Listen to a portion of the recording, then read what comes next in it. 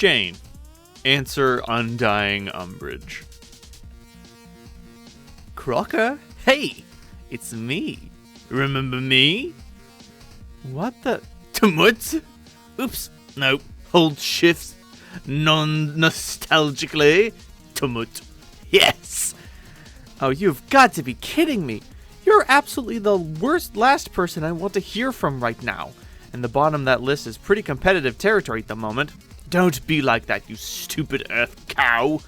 How are we supposed to be becoming friends if you recoil from my olive branch, like I'm flailing a withered mummy's severed limb in your direction? I don't want us to become friends. We all thought you were gone for good, and we liked it that way. Please don't tell me you found a second wind of petty trolling in you. Hey! I don't troll. I jeer. Get it right. Trolling is for losers. Losers specifically who are trolls. Whatever. And what's with that ugly green text? Reading your malformed sentence fragments was unpleasant enough as it was. I borrowed it from my sister. And shut up! It looks great. And is no uglier than you, who I can see now with ease for the record. Whom you can see, moron. And no, you can't. Calliope said you couldn't see us at all in our game session, so I think you're lying. Am I really? When right now I am looking at a homely female in dumb blue pants sulking in a grey place, typing on a computer with a strange human face? Oh dear God. Why? My power has grown considerably since I last jeered you. I have made remarkable strides on my sacred journey towards important adulthood. On this bullshit planet, which used to be your home, I have found so many keys and unlocked many holes, and now I can see more and learn more than you could ever fucking dream. How wonderful for you. I don't care how all-seeing and all-powerful you think you are. If your intent is to waste my time with any more of your pitiful bullying, you're out of luck, because that is exactly not the sort of crap I am in the mood for today. Toodaloo! Wait, I think I got off on the wrong foot. How about we gnaw that one off and start over? I was trying to pay you a compliment. What? My people aren't meant to like anybody, you get that? I mean, not the way humans do. We don't have the human emotion called love. And we spontaneously start mashing keys when we are forced to even type the word. All our relationships are dictated by the miracle of hatred. So when I use bad words towards you, that's just me saying things to try to know you better. Like, socially... as a... Shudder! A friend... So when I say you're ugly, which you factually are, I mean that from my perspective, on being a normal and not a shitty alien, they say that you're actually attractive in an unpleasant way. To my brain! Nope. That doesn't make any sense. Fuck. Try using your supposedly better smartness than mine, and think somewhat laterally about, like, fucking culture that isn't yours, you dumb bitch. Yes, I see it all too clearly now. You're really quite the charmer. No, come on! Dumb bitch is another great compliment. In the same vein as that which I just described. It's a term of endearment.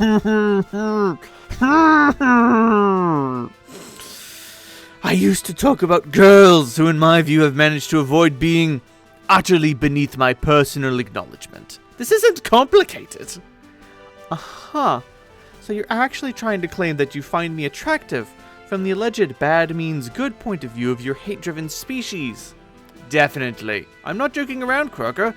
I've unlocked a bunch of your screens and spent a lot of time watching you, while thinking just the dirtiest thoughts.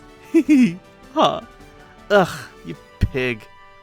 The other female, too. Let's not forget your squad's backup, bitch. How nasty is she?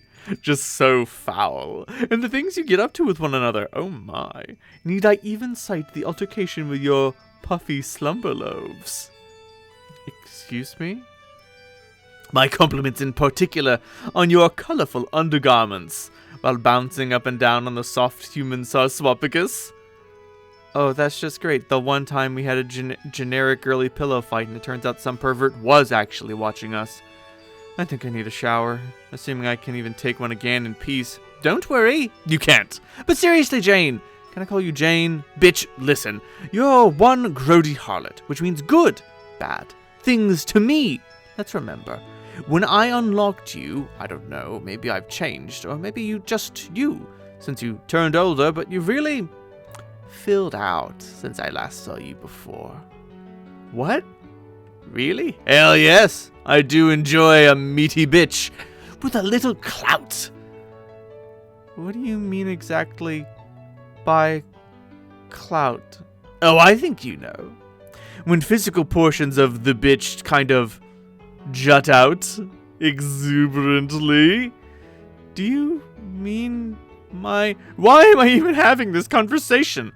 I just have a weak spot for the above-average heft of your parts, which wobble the most. Now do something nauseating for me to watch. I want to see a tawdry act of hardcore schmaltz. See that rock over there? Pretend it is the other insolent bitch. Act a little nervous with your idle hand. Graze one of your more bulbous locations, incidentally. Then ask the rock if it wants to fall in love. What? No, are you insane? I don't care where you are or whatever the hell it is you unlocked to spy on me. You aren't allowed to sit there all day leering at my boobs. Your what? My...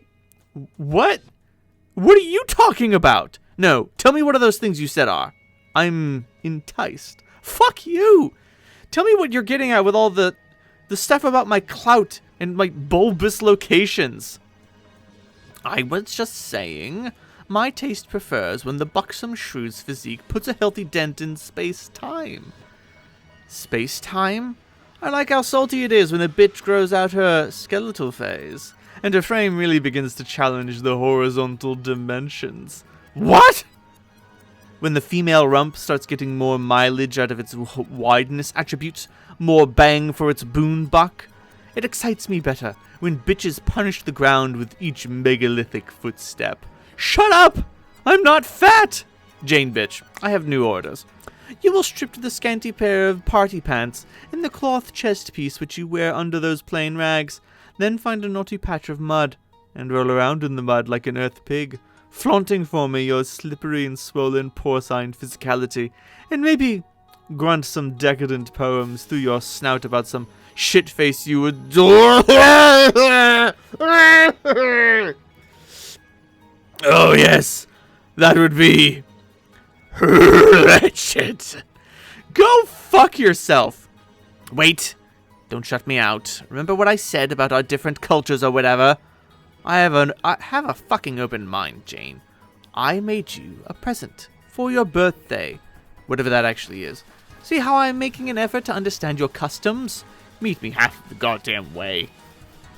Oh, cripes, what is it? A sublime artistic portrait. Remember how I said my power was growing with each day?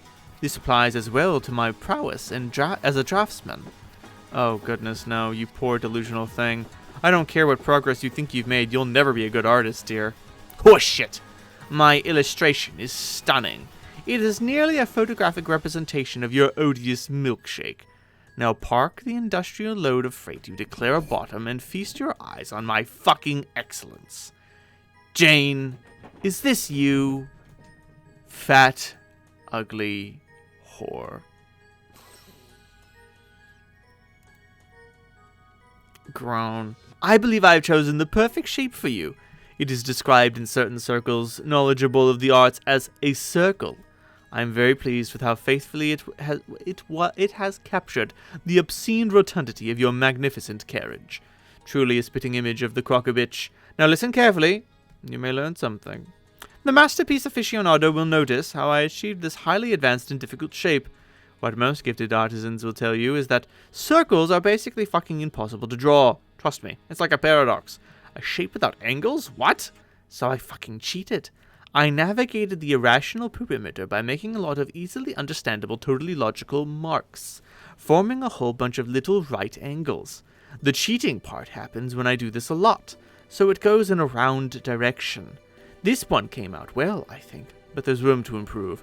I have theorized that if I keep making bogus circles like this, while drawing more and more angles but smaller, so small that you start can't seeing them, that the illusion of the circle will be complete, and people will believe in the fake circle like a bunch of suckers. I bet nobody has thought of that circle strategy. I think I'm the first at this idea, and the best at it already. People think I'm dumb, especially the voice in my head, and they may be right about me being dumb. But when it comes to the special way I do things, which is always actually the perfect way, I am a genius! That is the most pointless and incomprehensible load of drivel I have ever read. Your portrait is every bit as abysmal as I was expecting. For the last time, I am not fat. I think your claims of attraction to heavyset women, which you present as flattery, is an obvious ruse to get me to feel insecure about my appearance, and it isn't going to work. Oink. Shut your stupid face. This birthday's so awful, I can't stand it. Why is everyone treating me like shit today? What did I do to deserve this? Wait. What's the conjugation associated with human birth? Is it human birth? You were human birth. Shut up! I'm done humoring your perverted adolescent mind games. Tell me what happened to Calliope. Calliope, we want you back. Please come back and spare us from this lecherous nincompoop. Calliope, why doesn't this work? Saying her name only wakes her up if she's alive, so your hog face can snort the dirty syllables all at once. Hell, I'll even give you a hand. Calliope, wake up, sis. Haha. Whoops. She can't, because the bitch is dead. I don't believe you. No, it's true. I got somebody to stab her a lot, and then I stole her blood for my letters. No, that can't be true.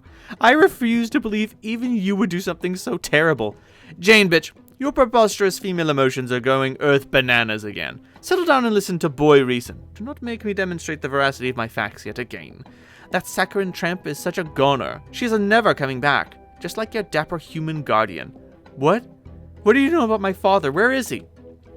He's fucking dead, is where. You're lying again. Tell me what you know.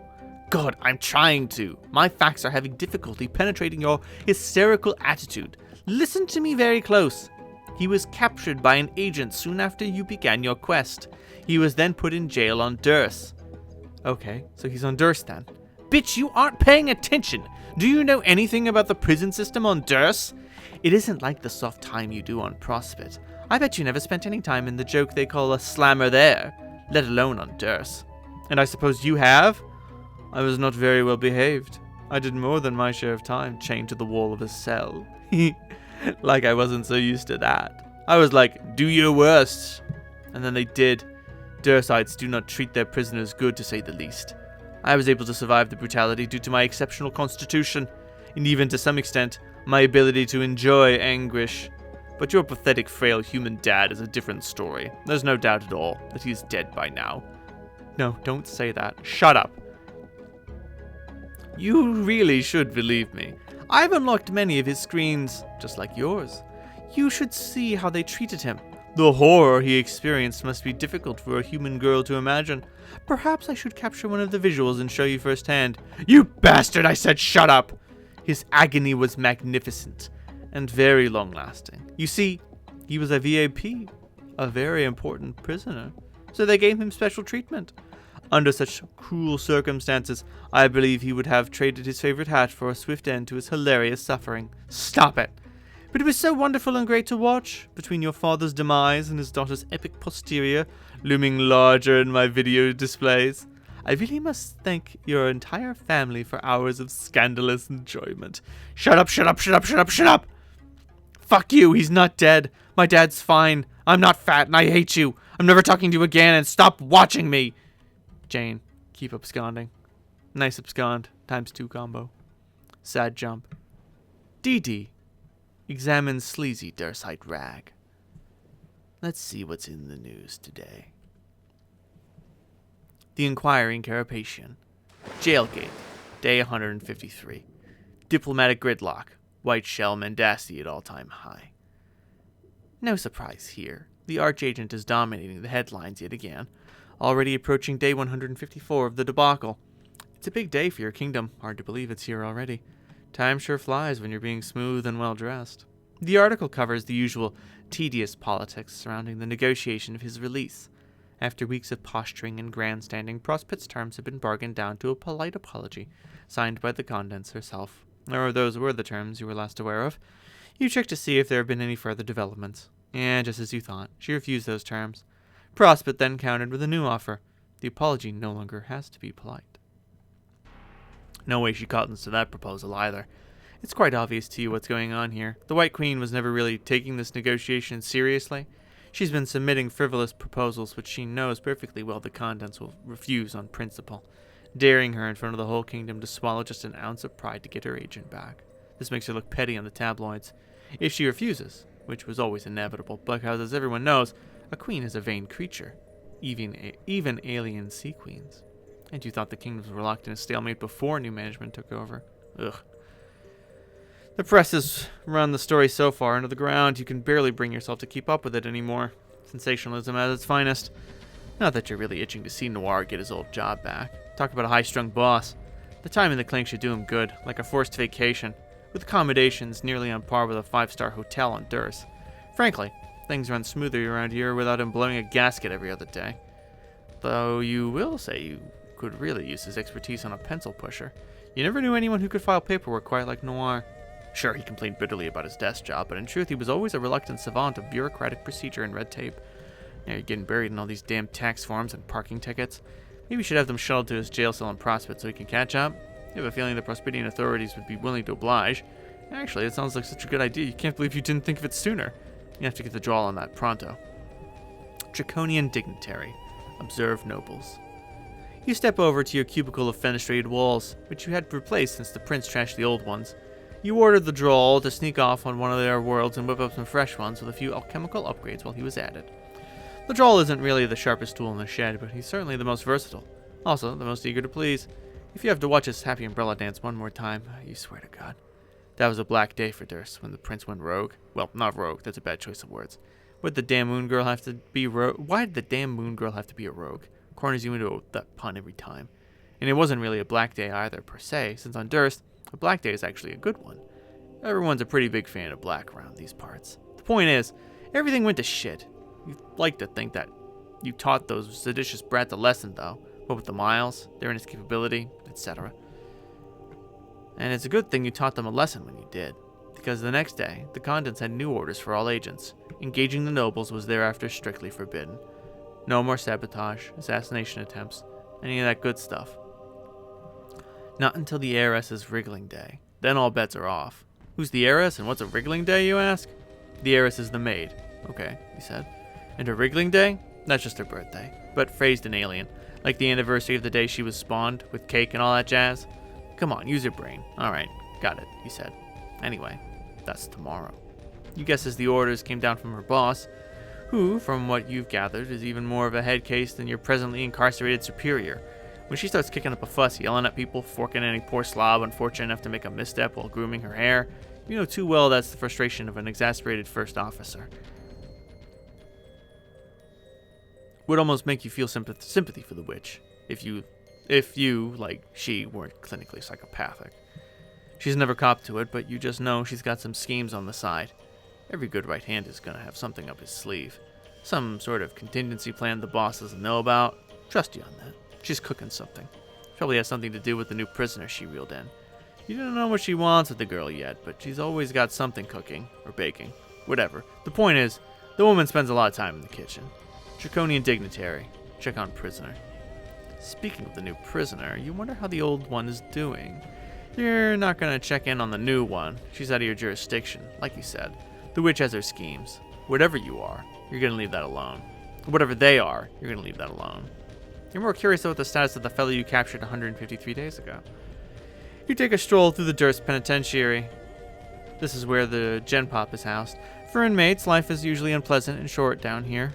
But the moment you laid eyes on the human prisoner, you knew you could never in good conscience lock him up in the dungeons and gulags with the common thieves, tax cheats, and parking fee delinquents. That'd be a crime worse than those committed by all the inmates combined. No, a man of such distinction and strong fashion sense needed special accommodations. A cell reserved for very important prisoners. Draconian dignitary. Proceed to solitary confinement suite. Going up. The prisoner appears to be doing well. You ask if you can get him anything. Coffee, a newspaper, additional smoking apparatus. He indicates that since he lost his wallet, he's been running low on pipe tobacco. You'll say you see to it at once. Well, this is a maximum security suite that is virtually impossible to escape from. You've made it clear to all personnel that anyone who harms a hair on this man's head will have to answer to you. They're all very fortunate that his head doesn't seem to have any hair. God damn, he's good at shaving. You're not afraid to admit your envy when it comes to his prowess with a straight edge, not even to speak of his natural ability to grow whiskers in the first place. The lucky stiff. Draconian dignitary. Ask what prisoner is doing. No need to ask. You can plainly see he's conducting some rather serious business with his mobile device. The network restricts access to within Durst only, so he can't contact the nobles and do anything sneaky, but at his request, you've set up a kingdom-wide network to trade online tips with other Dursites pertaining to his interests. Notably, fashion. In the week since his arrest, the captive has become something of a celebrity on Durst. His impeccable sense of business-like attire has taken the kingdom by storm, and now trends feverishly among social networking groups. Oh, okay, there's only one social networking group, but it's trending feverishly in that one. You can't say you've been totally impervious to the craze yourself, nor can you say you weren't shamelessly complicit in promoting it. Hell, you can't even say you didn't mandate certain dress code modifications throughout the kingdom, enforced under penalty of death. Nope, can't really say you can say any of that stuff. Hatliker at all. Help! Need help! One dapper black shell at Hatliker. State business. Finery fiend at Hatliker. Question mark, question mark, question mark. No need for pants, thanks. At Hatliker. I'm very concerned. Tell me what is wrong. Pipe fan 413. Yes, at Hatliker. We are here for you. Hatliker. I sat on my favorite hat. No need for pants, thanks. At Hatliker. Gasp. Finery fiend at Hatliker. Exclamation point. Chuffed about duds at Hatliker. This is not a black day for you. My condolences. This is not a black day for you. My condolences. Hatliker. It was an accident. Afraid hat is ruined. Please advise. Want more socks. At Hatliker. Are at least socks okay? Hatliker. At want more socks. Yes, socks are okay. Want more socks. At Hatliker. Did you sit on the socks too? Hatliker. At want more socks. No! Did not sit on socks. I do not think sitting on socks would be a problem though. Want more socks. At Hatliker. No, it is doubtful. Fair enough. One dapper black shell. At Hatliker. Need more information before we can advise. Please state your weight. No need for pants, thanks. At Hatliker. Agreed. Exactly how much vertical pressure was applied to top of hat? Finery fiend. At Hatliker. Report extent of damage to hat. Hatliker. Not sure. Hat in bad shape. Does not resemble hat much anymore. Considerably less handsome. Hatliker. More like rumpled head object now. One dapper black shell. At Hatliker. Attempt to rectify hat integrity, using same blunt instrument which you got into this mess in the first place. Hatliker. At one dapper black shell. Thank you for advice. Do you mean my bottom? One dapper black shell. At Hatliker. Yes. Want more socks. At Hatliker. Yes. Agree with at one dapper black shell. Want more socks. At Hatliker. Unsit on hat. Finery fiend. At want more socks. Can one unsit on a hat? Want more socks. At Finery fiend. Maybe. I don't know. Chuffed about duds. At Hatliker. Turn hat upside down. Then sit on hat? One dapper black shell. At Hatliker. Yes. Agree with at chuffed about duds. Sit on upside down hat to unrumble. Pipe band 413. At Hatliker. These men are leading you astray. Sitting on the hat again will only cause it further damage. No need for pants, thanks. At Pipe fan 413. This will be the case even if the rumpled hat is inverted? Pipe fan 413. At no need for pants, thanks. Yes. This will be the case regardless of the hat's orientation. Finery fiend, greatly respecting at Pipefan 413's knowledge of finery, I endorse his warning. Chuffed about duds, at Finery fiend, me too. One dapper black shell, at Finery fiend, so do I. Want more socks? On Pipefan 413's recommendation, I withdraw my motion to unsit on the hat. Want more socks, change status to apologetic. God, this man has become the fashion father of all of Durst. Hatliker. At want more socks. Okay, I'm now refraining from unsitting on hat. Hatliker at all. And other ideas? Chuffed about duds at Hatliker. Yes. Hatliker at chuffed about duds. Go on. At chuffed about duds. Chuffed about duds at Hatliker. Do you suppose it is possible that rumpled head object may have intrinsic value? Finery fiend at chuffed about duds. I do not understand. Chuffed about duds at Finery fiend. Thinking outside the shell here. Chuffed about duds at Hatliker. Perhaps bring rumpled object to Haberdasher for appraisal? 1 dapper black shell at Chuffed About Duds. You suspect damage from bottom has caused hat to appreciate. Finery Fiend at Chuffed About Duds. Fascinating point of speculation, I wonder.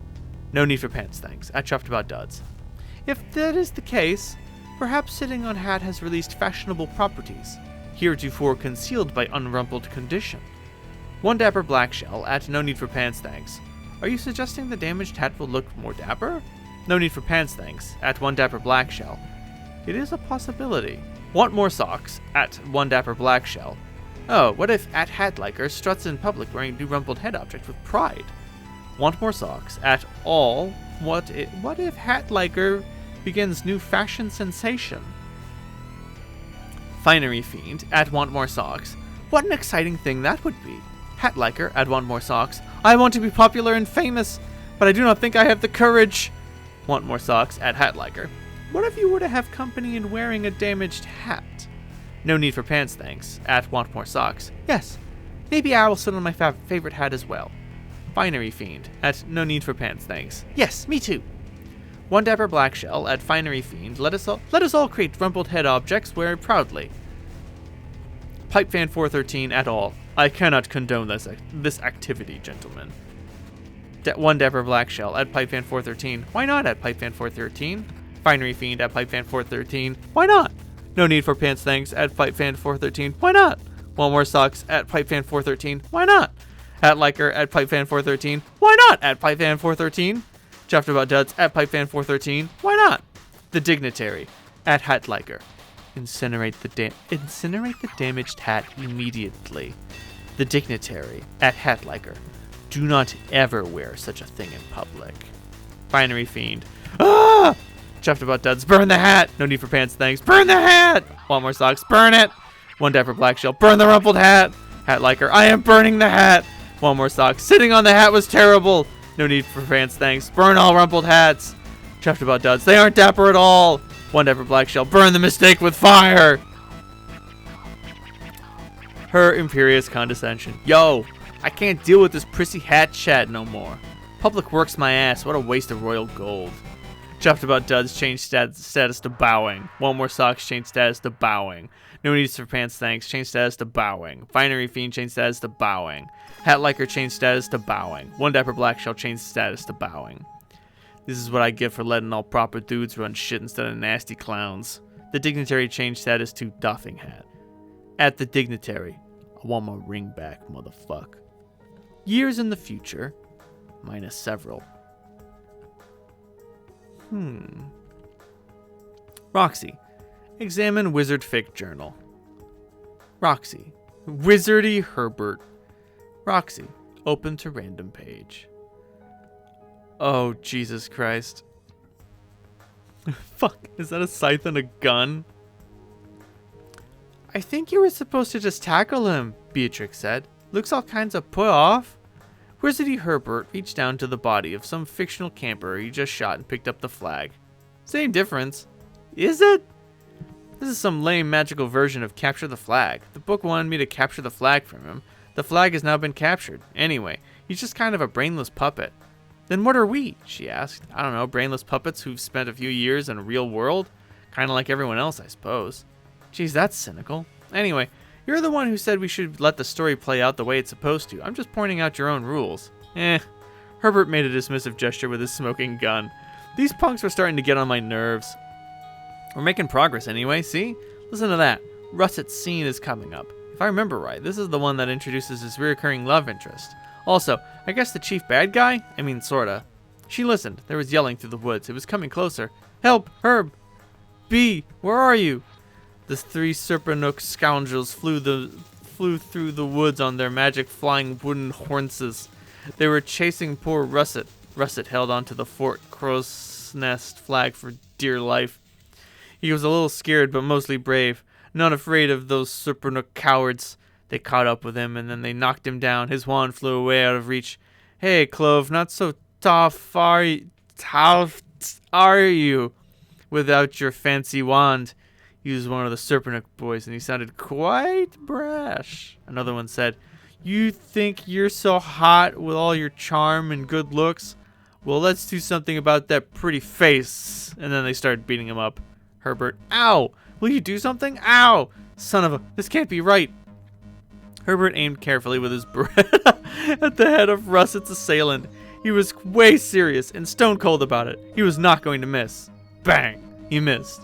Beatrix was grabbing his arm, redirecting his aim. Herbert, you have to stop. Why, Beatrix? He said with a super sly smile. If I didn't know better, I'd say you were taking some enjoyment from watching your dear pal Russet's smackdown. What? No? She didn't let go of his arm, but he wouldn't quit his douchey smile. She went on. You can't just keep offing fictional characters. It's, I don't know, irresponsible? Yeah. Besides, you know the scene is supposed to play out like this, Russet. It's supposed to get rescued. How is he supposed to get rescued if the bullies are dead? You can't just go around changing things. I guess you're right. Herbert holstered the gun, admiring a few more choice sucker punches to Russet's missed drift. Oof, that won't leave a mark. Beatrix regained her calm. So who's this guy that's supposed to save him? She asked. You say he's the villain? Here he comes now. A mysterious and alluring voice came out of nowhere. Go easy on him, fellas. Leave this one to me. It was so brash and arrogant. Just the sound of him made you mad. The boy stepped aside. The leader of Serpanook came forward. Russet was bruised and sore. Russet opened his eyes and saw someone so handsome he had never seen a boy so intriguing and beautiful before. He had black hair and glasses and about 100 merit badges. Beatrix squinted at the Serpanook boy. She didn't know why she couldn't see it coming. Grant? The boy stooped down and gave Russet his hand to take. He said, I'm afraid I have to take your flag from you. You see, it belongs to me and Fort Serpanook. However, Russet was very intrigued. I will decide not to take your flag if you promise me a favor later on from now. A favor? Russet said. But he was barely listening. The resemblance to his real-life friend was uncanny. He was sure it was him, but here in this dumb prison, he was no more than a soulless mannequin, drummed up to recite insipid horseshit. You have to promise me that when the time comes, you will betray your friends and help me, he said arrogantly. Russet was outraged by this, and yet he couldn't help but feel strangely drawn toward this magnificently handsome boy. Russet said defiantly. Actually, he said it like a zombie. Never. I'll never betray my friends. He, I should have known. You are truly loyal to your friends, as I have expected as much. What is your name? Russet, he whispered. Pleased to meet you, Russet. Even if you are the enemy, allow me to introduce myself. The guy paused to remove his glasses and polish them on his sash. It came off as a serious dramatic gesture, just as intended and also as explicitly stated in the text. My name is Slinus. Slinus Marlevort. Fuck, this is so good. Roxy, jump ahead a little. Sports! What the fuck? Herbert and Beatrix were dressed in fanciful athletic gear. That's what kids wear when they're about to embark on a journey to compete in some irrational magic sports. Herbert had tucked under his arm a big stitch-up leather ball with golden springs poking out of it for no good goddamn reason. It was called a scubump. Beatrix had propped up on her shoulder this funnel thing that had to be worn as a glove called a gimmage horn, a crucial appendage for any Drudsel scooper worth her salt. They'd been selected probably for some valorous deeds they did to represent Fort's Crow's Nest in this highly whimsical sports event. Russet was there too, but he didn't get chosen to play in the sports due to some poorly explained stuff that no reasonable person could possibly care about, even if offered loads of cash. He was mainly jacked into the scene to wave goodbye and wish them luck, which he begrudgingly did. He also put in some time dodging questions and averting eye contact from his friends. He was being a champion at that. Russet, answer me, Beatrix demanded. Why the heck didn't you tell us? Or tell Grant for that matter? Herbert wasn't paying much attention, so Russet was moody and cryptic and didn't tell people stuff. What a bombshell. He worried at one of the springs poking at his redonkulous ball. It made a sproing sound like a mouth harp and it broke off. He wondered if the springs served any actual purpose. The springs did not serve any actual purpose. Fuck.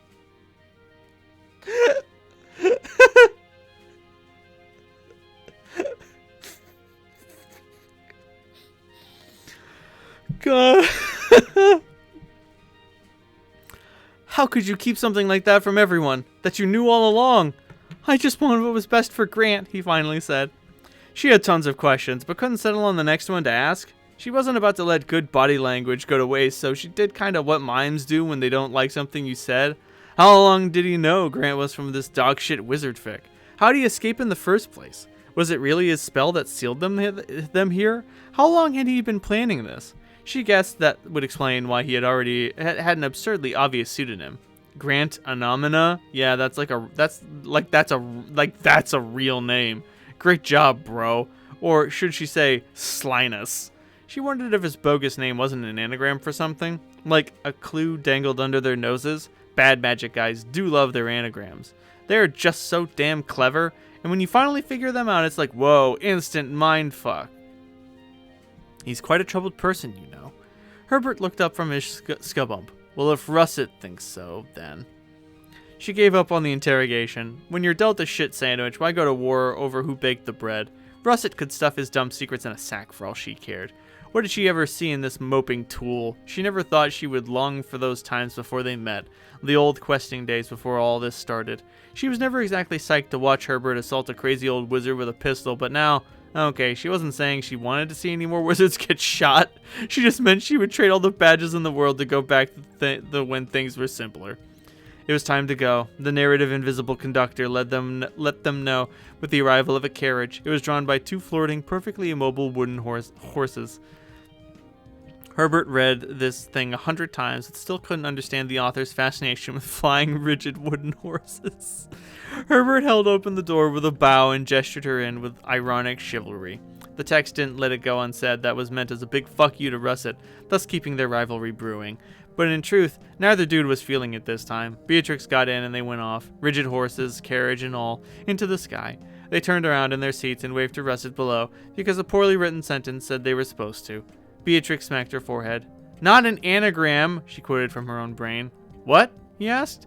That fucker. Roxy, skip to the end. Jesus Christ. Herbert took a swipe at the clumsy yet elusive Skubump. The orb ducked under his arm and shambled on its way like a husky beetle with some stuff to do over there. The crowd of almost people roared generically at the almost snatch. The maneuver, if successful, would have locked the score at Queen 6 love, which really would have just been, wow, something else. Possibly exciting? Herbert still didn't quite understand the rules for the game, and judging by the antics of all the other boobs on their floating wooden horses, the author didn't either. Okay. The idea of characters in a story understanding exactly how poorly it's being written is really, really funny. Like, on the one hand, they can't do anything, but on the other hand, they're like, well, yeah, this story sucks. I'm just gonna grab a gun and start shooting wizards. And then the author is like, shit, oh fuck, I don't know how to deal with this. Herbert struggled to turn his horse around to pursue the Skubump, but his mount of rigid lumber was unresponsive. As much as he reminded himself, he just couldn't get used to the fact that the story was in control of the horse. Dead ahead was the League's elite Drudzel Scooper, who was fussing with the laces on her gimmage horn while her horse idled. She looked up. Herbert, watch where you're going. I can't. I think the book wants us to crash. Fuck!